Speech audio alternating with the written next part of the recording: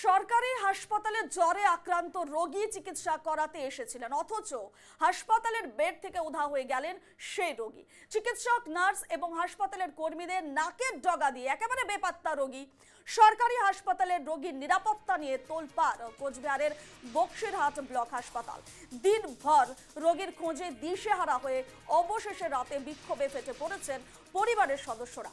এদিকে নিখোঁজ রোগীকে মানসিক ভারসাম্যহীন বলে হাসপাতাল কর্তৃপক্ষ দায় এড়াতে চাইলেও বিক্ষোভে অনড় রোগীর আত্মীয়রা। হাসপাতালের বেড থেকে একেবারে উধাও রোগী। আপনাদের জানিয়ে রাখি, চিকিৎসক, নার্স এবং হাসপাতালের কর্মীদের নাকের ডগা দিয়ে একেবারে বেপাত্তা রোগী। তোলপাড় কোচবিহারের বক্সিরহাট ব্লক হাসপাতাল। বিক্ষোভে ফেটে পড়েছেন পরিবারের সদস্যরা। আমাদের 2 নম্বর নায়ারখানা আমাদের রোগী আসুদ্দিন মিয়া নাম, ওনার অসুস্থতার কারণে মানে শ্বাসকষ্ট, জ্বর, এই জন্য আমরা ভর্তি করানি হয়েছে হসপিটালে।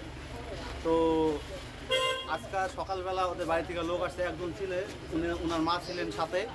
তারপরে দুপুরবেলা ওনার স্ত্রী খাবার নিয়ে আসছে, আইসে খাওয়ায় গেছে।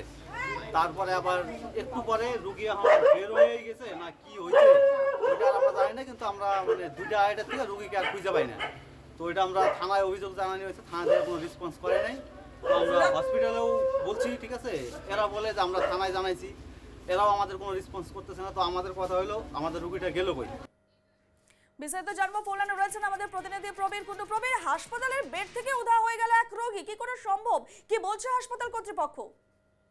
গতকাল থেকে কিন্তু এই রোগী সে নিখোঁজ ছিল। হাসপাতালে এসেছিল মূলত সে চিকিৎসা করাতে এবং জ্বরে আক্রান্ত হয়ে এই রোগী এসেছিল এবং তারপর থেকে দেখা যায় যে আচমকাই যে বক্সিরহাট ব্লক হাসপাতাল থেকে এই রোগী বেপাত্তা হয়ে যায় এবং ইতিমধ্যেই সেই ব্যাপারে খোঁজ খবর শুরু হয়েছে এবং পরিবারের তরফ থেকে অভিযোগ করা হয়েছে যে তারা দ্রুত পরিবারের সদস্যের খোঁজ চান এবং অন্যদিকে কিন্তু এই ব্যাপারে বক্সিরহাট থানাতে লিখিত অভিযোগও জানানো হয়েছে, যদিও হাসপাতাল কর্তৃপক্ষ তারা দাবি করেছে তিনি মানসিক ভারসাম্যহীন। বেশ, একেবারে পরিবারের লোকজন দাবি করছে তাদের রোগীকে যাতে ফিরিয়ে দেওয়া হয়, সেক্ষেত্রে তাদের তরফ থেকে কি পদক্ষেপ নেওয়া হয়েছে? দেখো, ইতিমধ্যেই পরিবারের সদস্যরা তারা কিন্তু এই ব্যাপারে বক্সিরহাট থানায় লিখিত অভিযোগও জানিয়েছে। অন্যদিকে ইতিমধ্যে হাসপাতালের সামনে তারা বিক্ষোভে ফেটে পড়েছে যে তারা দ্রুত খোঁজ চান পরিবারের সদস্যের, কারণ একজন রোগী এভাবে তার কোনো নিরাপত্তা নেই একজন রোগীর সরকারি হাসপাতালে, এমনই কিন্তু অভিযোগ উঠেছে যে সে চিকিৎসা করাতে এসে এভাবে কেন নিখোঁজ হয়ে গেল, চিকিৎসক, নার্স এবং স্বাস্থ্যকর্মীদের চোখের সামনে এসে কিভাবে পালিয়ে গেল তা নিয়ে কিন্তু প্রশ্ন উঠছে।